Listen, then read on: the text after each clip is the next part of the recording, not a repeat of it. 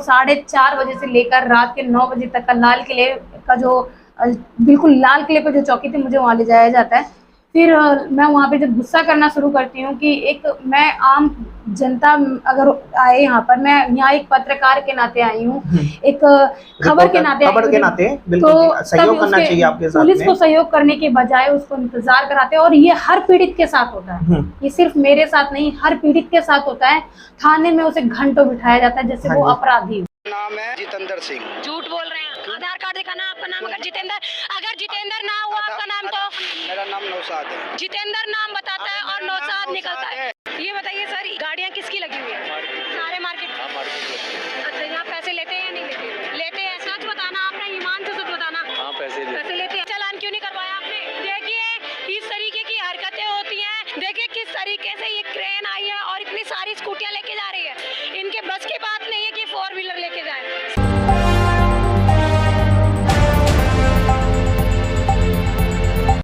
नमस्कार दोस्तों स्वागत है आपका सच न्यूज़ 24/7 में। दोस्तों मैं राजीव नरूला स्वागत करता हूं आपका।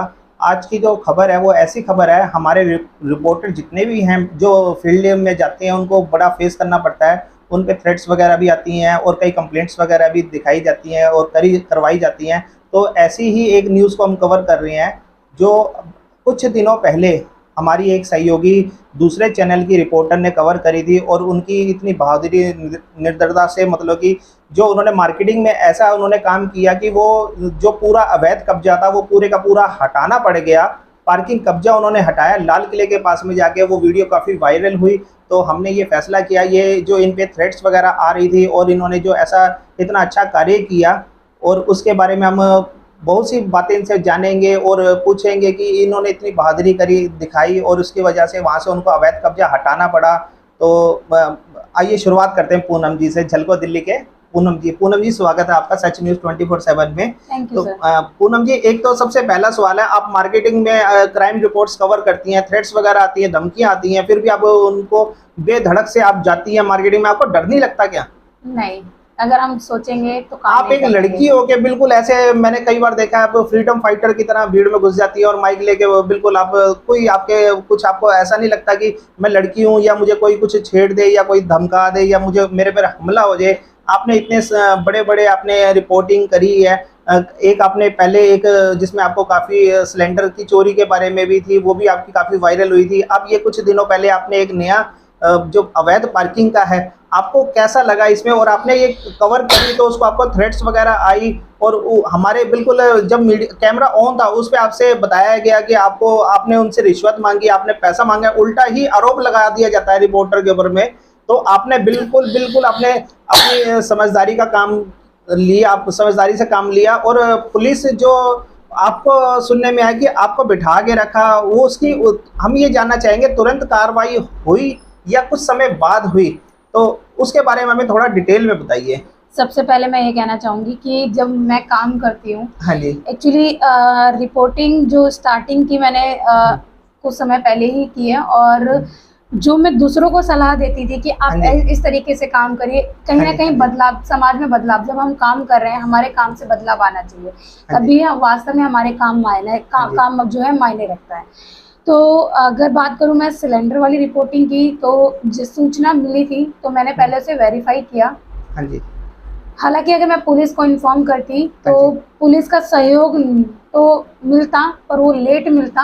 और साथ में ये भी होता है कई बार पुलिस की कुछ इन्फॉर्मेशन, मैं सभी पुलिस वालों को नहीं कहना चाहूँगी, कुछ ऐसे लोग भी हैं हमारे प्रशासन के अंदर जो खबर जो है दे देते हैं गलत गांठ से। ये सारे धंधे जो हैं वो पनपते हैं, आगे बढ़ते हैं। दिल्ली के अंदर या देश के अंदर जो भी चल रहे हैं, कहीं ना कहीं अवैध धंधे जो है, और उसमें प्रशासन की मिली भगत, यही रीजन है कि लगातार चल रहे हैं। बार बार कंप्लेन करने का, कोई जब आम पब्लिक उठकर कंप्लेन करती है तो उस पर उतना ध्यान नहीं दिया जाता, क्योंकि शायद उनके पास कहीं ना कहीं जेब भरी जाती है, उनकी आवाज नहीं पहुंच पाती। अगर आप भी मार्केटिंग में जाते हैं तो आप पे कितना प्रेशर होता है ऐसी खबर ना दिखाने के लिए? ऐसा जनरली हमें पैसे देने के लुभावन दिया जाता है। अच्छा। हालांकि झलको दिल्ली का एक ब्रांड है और यहाँ रिपोर्टर बहुत सारे आए और गए। हाँ जी। पर झलको दिल्ली का जो नाम था वो अभी भी वैसा ही है। एक जो इमेज थी झलको दिल्ली की जैसे हाँ जी। पहले थी स्वच्छ, ये जो आज भी वो है। ये जो अब नया पार्किंग वाला हमने बिल्कुल लेटेस्ट देखा है, इसमें आपको कैसे आरोप आप पे लगाए गए कि आपने रिश्वत मांगी है, आप वीडियो ना कवर कर पाए, आप वहां से भगा दिए जाएं, आप पे थोड़ा धक्का मुक्की बदतमीजी भी की गई और आपको कैमरा बंद करने के लिए भी कहा गया। तो उसके बारे में हमें थोड़ा डिटेल से बताइए, आपने कैसे उसको शूट किया और कितने दिन में वो आपने कवर कर पाए और क्या कितना समय लग गया और कैसे कैसे ये घटना घटी, शुरुआत में कैसे हुआ? सबसे पहले तो जो इंफॉर्मेशन देने वाला व्यक्ति है, हाँ मैं जी। उसका शुक्रिया अदा करूंगी कि हाँ जी। ऐसी जागरूक जनता होगी तो क्राइम जो है अपने आप कम हाँ जी, होगा। हाँ जी, बिल्कुल। जब तक जागरूक जनता नहीं होगी तब तक हमें भी खबर नहीं मिलेगी कि इस जगह गलत काम चल रहा है। जिस व्यक्ति ने मुझे इस बारे में जानकारी दी, फिर मैंने उस जानकारी को वेरीफाई किया कि वो सच में ऐसा है या नहीं है। तो पहली बार जब मैं गई तो उस समय मैंने सिर्फ 4 व्हीलर का किया था और हाँ उस जी। समय मेरे को 2 व्हीलर वाले के बारे में जानकारी नहीं थी। हाँ जी। जब मैं सेकंड टाइम जब उस चीज़ के बारे में गई, फर्स्ट टाइम में ऐसा कुछ भी नहीं हुआ था क्योंकि जो लोग थे उन्होंने मेरे को देखा और मौके से फरार हो गए। फरार हो गए। सेकंड टाइम मैं खुद कपड़ा लगाकर फेस पर हाँ और एक मैंने वीडियो मतलब अवैध पार्किंग का जो मैंने था। हिडन कैमरे हाँ से जी। वीडियो बना रही थी और हाँ जी। मुझे पता चला कि यहाँ पे पार्किंग और अपना स्कूटी उसी में पार्किंग में लगाने जा रही थी। तो पार्किंग के दौरान ही मैंने पूछा ये एमसीडी की पार्किंग है, उन्होंने कहा कि हाँ। हाँ जी। तो मैंने पर्ची देखी पहले। हाँ जी। सबसे पहले मैं जनता को भी यही कहना चाहूंगी कि कोई भी चीज लेते हैं जब वो गवर्नमेंट के नाम पर सेल की जा रही है, गवर्नमेंट के नाम पर अथॉराइज बताई जा रही है, तो हाँ जी। सबसे पहले आप पर्ची देखिए। पर्ची देखिए। आजकल डुप्लीकेट पर्ची भी एमसीडी की बनाई जा रही है। बिल्कुल जी। जो दिल्ली के कई क्षेत्रों में ऐसा काम अभी भी चल रहा है। फिर वहां मैंने पर्ची चेक किया तो पर्ची वो नकली थी। अच्छा। उसके बाद मैंने वीडियो बना लिया। उसके बाद मैंने अपना माइक निकाला तो उन्होंने इल्जाम लगाना शुरू कर दिया कि आप अपना मंथली बनवाना चाहते हैं। और ये इस कारण भी है क्योंकि हमारे देश, हमारे समाज, हमारे दिल्ली के अंदर कुछ पत्रकार हैं जो ब्लैकमेलिंग का धंधा करते हैं और इसी के कारण जो है स्वच्छ छवि रखते हैं जो पत्रकार, उनकी भी छवि धूमिल होती है। तो यही कारण है कि मेरे ऊपर भी ये उंगली उठी कि मैं मंथली बनवाना चाहती हूँ। हालांकि उन्होंने उस ऑन कैमरा भी और ऑफ कैमरा दोनों तरीके से उन्होंने मुझे लुभावन देने की कोशिश की, पर प्रेशर बनाने की कोशिश बिल्कुल करी। प्रेशर बनाया गया पुलिस के द्वारा। कि मैं बात करूं पुलिस का क्या सहयोग रहा, तो अगर हम जब भी मैं जैसे पीसीआर कॉल करते हैं PCR या कॉल जब भी हम करते हैं, नियर बाय जो भी, तो पुलिस को मेरे अकॉर्डिंग या मेरी जानकारी के हिसाब से पुलिस को 8 मिनट में पहुंच जाना चाहिए। हाँ जी। पर वास्तव में ऐसा नहीं होता। 8 मिनट की जगह पुलिस पहुंचती है 1 से 1.5 घंटे के अंदर। कहीं ना कहीं पुलिस भी अपना भरोसा जो है आम आदमी पे नहीं बिठा पा रही। उसकी सबसे बड़ी वजह यही है कि ऐसे व्यक्तियों की जो होती है साठगांठ कहीं ना कहीं देखी जा सकती है। पर जब पीसीआर पहुंचती तो मैंने उनसे कारण जानने की कोशिश की, उनकी कॉल रिकॉर्ड भी किया कि क्या कारण है कि जब 8 मिनट में पहुंचना चाहिए था तो आप 1 से 1.5 घंटे के अंदर आ रहे हैं। तो उन्होंने कहा कि पीसीआर कम है और हमें और भी कॉल्स आए थे, ये कारण बताया। जो अभी बात करें, ये जो पूरी पार्किंग थी दिल्ली जो देश की राष्ट्रीय धरोहर लाल किला पर चल रही थी। लाल किला पर। और ऐसा नहीं होगा कि प्रशासन को उस बारे में जानकारी नहीं होगी, कोई ऐसा तबका नहीं होगा, ऐसा कोई वहाँ का नेता नहीं होगा जिसको इसके बारे में जानकारी नहीं होगी। ये वहाँ का ट्रैफिक डिपार्टमेंट है, उसको जानकारी नहीं होगी, सभी को जानकारी थी, फिर भी प्रशासन की मिलीभगत से चल रहा था। जब मैंने उस दिन कॉल किया पुलिस को, पुलिस आती है, उस 1 से 1.5 घंटा बीतता है, फिर वो कहते हैं ये व्यक्ति ये काम उस डिपार्टमेंट का है, तो वो कहता है उस डिपार्टमेंट का है। फिर मैंने कहा मुझे बता दीजिए किस व्यक्ति का काम है ये। उन्होंने कहा वो थाने से आएंगे, वो आपको ले जाएंगे। वो व्यक्ति भी लगभग अच्छा, आपको लेके जाएंगे जी 40 मिनट। पीसीआर वालों की एक बात अच्छी रही कि जब तक मैं फीमेल थी तो मेरे साथ खड़े रहे हैं वहाँ पर। 40 मिनट बाद जो थाने से व्यक्ति आते हैं, पुलिसकर्मी जो आते हैं, फिर वो मुझे लेके जाते हैं, वो छोड़ देते, कहते हैं आप यहाँ थाने चले जाना, आपका काम है। थाने में जाती है तो वो व्यक्ति गायब होता है, जो हमारे उस केस का आईओ नियुक्त होता है, वो गायब होता है। कहीं ना कहीं फील्ड में दोबारा उन्हें कॉल करती हूँ तो वो कहते हैं कि मेरा काम नहीं है। अच्छा। फिर जब मैं काफ़ी हाइपर हो चुकी थी और 4:30 बजे से लेकर रात के 9 बजे तक का लाल किले का जो बिल्कुल लाल किले पर जो चौकी थी, मुझे वहाँ ले जाया जाता है।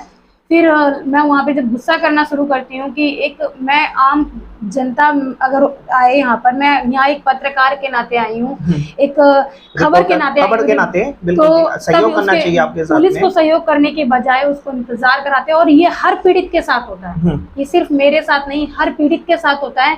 थाने में उसे घंटों बिठाया जाता है जैसे वो अपराधी हो। आपने रिटर्न में कंप्लेंट फिर मैंने लिखित में कंप्लेन दी, उसके बाद वो कंप्लेन जो है अगले दिन उसकी रिसीविंग मुझे मिलती है। उसके बाद पता चलता है मुझे वहीं से व्यक्ति का कॉल आता है कि मैम आपके कारण ये पार्किंग हट गई। फिर कहीं ना कहीं वहाँ के जो लोकल व्यक्ति थे उनका विरोध भी देखा गया कि वो एक मार्केट के जो दुकानदार थे उनकी वहाँ पार्किंग थी, लेकिन सर आपकी वही बात फिर बीच में आती है कि वो फिर पर्चियां कैसे काट रहा था? अगर पर्चियां वो मार्केट के कुछ लोग की मिली भगत भी थी, और जो आम जनता वहाँ शॉपिंग करने के लिए आती है, जबकि लाल किले पे बहुत बड़ी ऑथराइज पार्किंग है, उसके बावजूद भी सड़क पर गाड़ियां पार्क हो रही थी। और साथ में ये कहना चाहूंगी कि मार्केट की बात करें या वहाँ पे ऑटो चलाने वाले की बात करें, वहाँ रिक्शा चलाने वाले, जो व्यक्ति नौसाद की बात करें, नौसाद का इतने अच्छे आपने पहले से उसकी इंक्वायरी करी थी कि वो नौसाद ही है, क्योंकि अपना नाम वो गलत बता रहा था। बिल्कुल, आपने जब उससे बोला, जोर मारने पे 2 से 3 बार आपने रिपीट किया कि आप अपना आधार कार्ड चेक करवाइए, तो वो रियल में आया, नहीं तो वो गलत ही आइडेंटिटी अपनी बता रहा था। जी बिल्कुल ऐसा ही होता है। और जब मुझे भरोसा था, क्योंकि मैं पहले से इंक्वायरी करके गई थी, क्योंकि खबर को वेरीफाई करना बेहद जरूरी होता है। बिल्कुल जी। तो फिर मैंने इसको वेरीफाई किया, उसके बाद ही मैंने उस नौसाद से पूछा, और नौसाद के कनेक्शन काफी अच्छे हैं, नेताओं से उसके अच्छे कनेक्शन, और यही कारण था कि मिली भगत से ही पार्किंग चल रही थी, और कोई भी व्यक्ति जो है नौसाद के खिलाफ वहाँ नहीं बोला जाता। पब्लिक का रिएक्शन कैसे मिला आपके स्पोर्ट में? कोई पब्लिक, आम जनता कुछ खड़े हुए वहाँ पर? नहीं, आम जनता नहीं खड़ी हुई। जब एक ऐसा दिल्ली में होकर के आप सोच सकते हैं कि हम भी कहीं पर अगर फील्ड में जाते हैं तो कोई हमारे सहयोग, हमारे न्यूज़ के भी कई बार हमने राजीव चौक पे भी देखा कि कहीं फ़ोन निकालने की ऐसी कोई घटना होती है तो कहीं अगर वो आवाज़ उठाते हैं तो उनके साथ में कोई नहीं खड़ा होता, तो हर कोई यही अपने फ़ोन से सोचता है कि एक छोटी सी वीडियो बना लें या दूर खड़े रहें, कहीं हमारे पर कोई अटैक ना हो जाए। तो दिल्ली के ऐसे दिल वालों की कही जाती है, तो आप ऐसा कुछ संदेश दीजिए महिला होकर के कि भाई अगर आप पुरुषों को भी आप सहयोग करें, ये नहीं कि आपने महिला को करना है, महिला को तो करें ही करें, लेकिन पुरुषों को भी अगर कोई आप देख रहे हैं कि गलत कोई घटना घटित हो रही है तो सहयोग जरूर करें। पार्किंग की बात करूं तो अवैध है ये पार्किंग, गलत चीज तो गलत होती है, पर आम जनता की बात करें, आज की आम जनता जो है या कहीं आज की युवा पीढ़ी चाहती है आराम, और वो सड़क पर गाड़ी पार्क करना ज्यादा बेहतर समझते हैं पार्किंग के अंदर ले जाना है। वो उनको लगता है कि अगर सड़क पे भी करना है और पे वहां पर भी करना है। अगर तो आपके एथोराइज पार्किंग से कोई कैजुअलिटी, कोई गाड़ी खराब होती है, चोरी होती है, कुछ होता है, ऐसा कुछ डैमेज वगैरह होती है, तो आपको रिफंड मिलेगा, ना कि आपको अगर जो एथोराइज नहीं है वहाँ अगर आपकी गाड़ी उठा ली जाती है, चोरी होती है, तो आपका कुछ नहीं मिलेगा वहाँ से। और बात करूँ इसमें जनता का मुझे सहयोग क्यों नहीं मिला, ना मिलने का कारण था जो वहाँ ऑटो चालक है या रिक्शा चालक है, क्योंकि वो मार्केट एरिया है, रेजिडेंशियल एरिया नहीं है। तो वहाँ पर बात करें तो लोग इसलिए भी नहीं बोलते हैं कि उनको वहीं पे काम करना है, हो सकता है कि कोई किसी पर अटैक करवा दे, यही कारण है कि कोई जवाब मेरे लिए सहयोग नहीं किया या मेरे लिए आवाज नहीं उठाई। पर वो मैं चाहते थे कि आप ये अपनी वीडियो बीच में छोड़ के चले जाएं यहाँ से, बिल्कुल किसी तरह से। ना हमने कैमरा बंद किया, पुलिस के कहने पे भी हमने कैमरा बंद नहीं किया। कैमरा तो बंद नहीं होगा क्योंकि हम सेटलमेंट नहीं करते। झलको दिल्ली बस यही कहना चाहेगा कि सेटलमेंट ना करेगा, ना करने देगा, ना खाएगा, ना खाने देगा। तो पूनम जी, आपको हमारी सच न्यूज़ 24/7 से हमारी पूरी टीम की तरफ से आपको शुभकामनाएं। आप ऐसी ही रिपोर्ट दोबारा कवर करते रहें और आपको बिल्कुल सहयोग मिले पब्लिक का। हम यही आपसे पब्लिक से, दिल्ली की जनता से यही उम्मीद करेंगे। तो आप ये ना देखें कि झलको दिल्ली की आपने सपोर्ट करना है। आप कोई भी न्यूज़ चैनल वाले या कोई भी जिसको नीड है, ज़रूरत है, आप उनको प्लीज़ मदद करें और आगे आएँ बढ़ चढ़ के, ताकि दूसरे का भी हौसला जो है वो बढ़े। तो बहुत बहुत शुभकामनाएं आपको हमारी तरफ से। Thank you. और सभी लोग जागरूक रहें, सजग रहें। Thank you.